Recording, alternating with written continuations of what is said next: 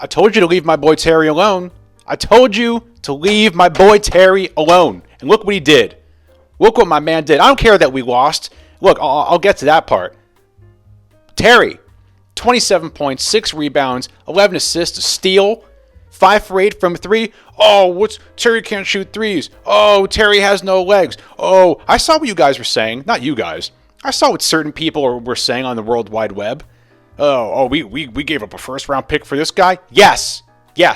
Ooh, he almost scored 32. You heard what I said if you guys follow this channel. I said, I think twice, I predicted in March that Terry was going to have a 30-plus point game. Ooh, you think I'm being petty now? Ooh, if Terry hit 30. Ooh, I would have been running receipts. Ooh, by far Terry's best game this season. The confidence, the penetrating, the defense, the shooting, the playmaking, all that stuff. I love to see it. Our star players, Jimmy, Bam, were a little rough.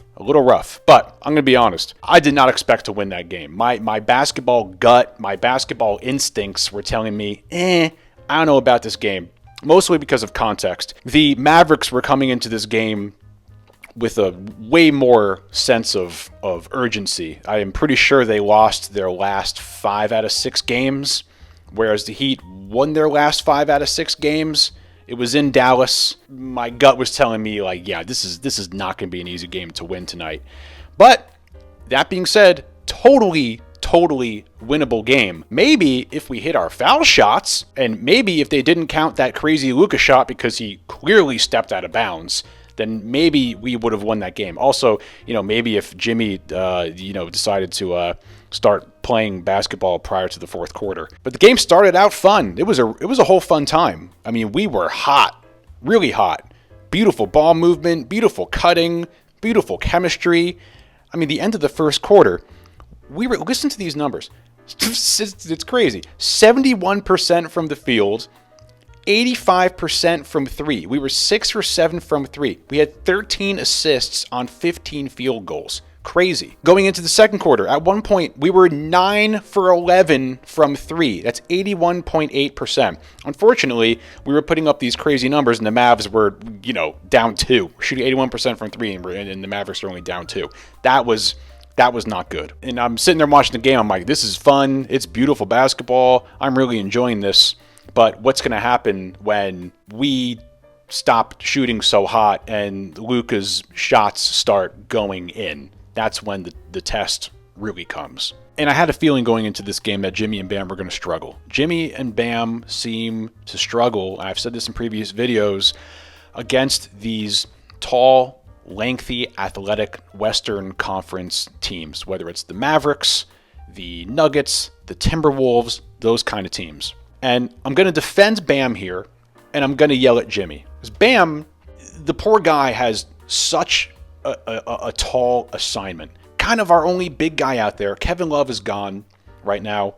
We really miss Kevin Love. Stretching the floor, the defense, the offensive fouls, the leadership, all that kind of stuff. Like, we miss Kevin Love. Even in the 15-20 minutes we get from him, like, we miss Kevin Love, and it's very obvious. Our 2 backup bigs are not effective. Orlando Robinson and Thomas Bryant, I want to like those guys, and I do like those guys, but, we're not getting anything out of them. You got Thomas Bryant in there. The guy will do, 2 good things and then 3 bad things. He'll have, a dunk, he'll have a block, and then he'll foul somebody taking 3, have another bad foul, and then shoot 3-pointers. Why is Thomas Bryant shooting the same amount of 3-pointers as Jimmy Butler? What are we doing here? And Bam is just down there in the paint with all these long, lengthy dudes. I mean, this Daniel Gafford and Derek Jones Jr. and even Luka's a big guy. PJ Washington's a big guy. Derek Lively's 7'1". Kleber's a big dude. I mean, they're a bunch of big dudes that he's stuck down there with. They played very good defense on Bam, and they played very good defense on Jimmy, how they went about defending them. Now, Jimmy, when you get against these big, long, lengthy teams, you got to try and switch it up and go tap into your mid-range game. I don't understand why Jimmy doesn't tap into his mid-range game more often. And you saw him do it the last 2 games. You saw him do it going into the fourth quarter against the Pistons, and then you even saw him doing it in this Mavericks game. He's invisible the whole game. 6:50 left in the third quarter. he has 6 points. Then the fourth quarter comes around. He's 4 for 5 all of a sudden. And guess what all of his shots were? I'm pretty sure they were all mid-range jump shots. I think 3 of them were jump shots, and then one of them was like a kind of midi kind of thing that was a goaltending. I don't get why he doesn't do that throughout the game.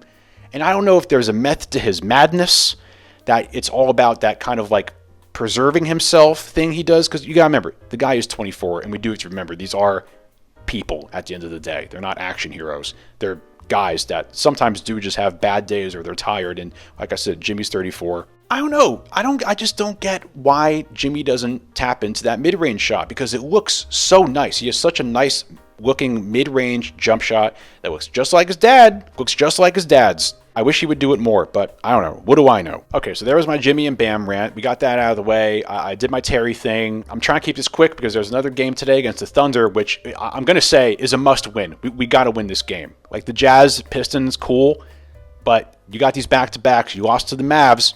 I don't want to lose to the Mavs and the Thunder back-to-back. Every one of these games for the remainder of the season, there's only 20 games left. That's going to go by so fast. I don't want to be in this play-in. I do not want to be in this play-in. I don't want to be messing with these Pacers or anybody in this play-in game. God forbid. God forbid. I don't want it. I don't want to do it. All these games are must-wins. But the other guys I got to give a shout-out to, of course, the great Duncan Robinson, the most improved player of the year. Unfortunately, he's not going to win the award. It's going to be, what's his name, Kobe White or Şengün. Duncan's not going to get it, so don't get your hopes up. But Heat fans know that Duncan is absolutely either the or one of the most improved players. Super hot shooting. He was, 5 for 5 from 3 at one point. Unfortunately, I don't know what happens to him in the fourth quarter. That's another thing that kind of like boggles my mind. Let me know in the comments like what you think happened to him in the fourth quarter. Was it a problem with the Heat? Was it a SPO thing? Was it a rotation thing? Was it the Mavericks defense? What do you think it was? I don't know. Super efficient, 19 points, 7 for 10 from the field, 5 for 8 from 3. And then I think the two unsung heroes of the game were Caleb and Jaime. I know Caleb had that dopey foul in the end, but you're not going to win a game where Jimmy and Bam have 14 points each and Jimmy has 6 turnovers. You're not going to win a game like that. The fact that we were in that game the way we were is a testament to how great Terry, Duncan, Caleb, and Jaime were. And another thing that was brutal is our foul shooting. My God. What's going on here? 11 for 17? Put me at the free throw line with one hand. I'll go 11 for 17. I'm a very good free throw shooter. Basically, we lost the game by 6 and we missed 6 free throws. Plus, you add in that shot that Luka hit, that crazy buzzer beater shot that shouldn't have counted because his foot was out of bounds. It's a winnable game. That's my point. It's a winnable game. Really happy with Caleb's shot. I swear his shooting form looks much more fluid than it used to. I'm going to keep piling on poor Jimmy and Bam here a little bit. Here's a stat. This is a stat that you're making it impossible to win a game. We are somewhere around 6 minutes left in the third quarter. Duncan has 19 points on 7 for 7 shooting. Jimmy and Bam have a combined 16 points on 6 for 16 shooting. How are you going to win a game like that? And you combine that with the bad foul shooting. You combine that with getting out-rebounded by 8. Once again, the fact that we were in that game the way we were, and I think a lot of that was because of our shooting. We had a better field goal percentage and three-point percentage than the Mavs. And I'm really proud of the guys. At the end of the day, as kind of ugly as a game as that was for Jimmy and Bam, they fought the whole time. I mean, that game got to a point where we could have let go of the rope. I think we went down 10-11. We could have let go of the rope, and we didn't. And we won that fourth quarter. We were actually winning, I'm pretty sure. With 3:53 left, I think we were up 1. And then Exum hits a 3. Luka hits a 3. They're up 5. Terry hits a 3. They're up 2. Then Kyrie hits a 3. They're back up to 5.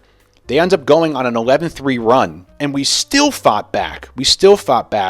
Terry scored. I think Bam hit a foul shot or 2, and we brought it down to 3 points. And then, I don't know, we had that dopey foul, and then that was it. Like I said, the Mavs were destined to win that game. But overall, a hard-fought game, a winnable game, a hard-fought game. And I think overall, in this stretch, what are we, 11-4 in our last 15? And the 4 games we lost were to very, very good teams. And they were also games where we're missing key guys. We're missing Tyler. We're missing Josh. Poor Josh is out for the season. Hope he gets better. We're missing Kevin Love. And we miss those guys. We do. Another thing when it comes to the out rebounding, obviously it's their size, which is hard to deal with. But when you have a guy like Luke out there and he has the ball, he creates such a gravity towards him, where you have all kinds of guys like helping and gravitating towards Luka, and so much attention is on him. And when he shoots, the defenders aren't in a good rebounding position. So they kind of have to, they're scrambling around, paying attention to Luka. Then he shoots. Then they're scrambling to get back to their defenders to try and box them out. And by that time, the other guys on the Mavs already had a step on the Heat guys. Hence, all of the second chance points and the offensive rebounds. It's the same thing with the Nuggets.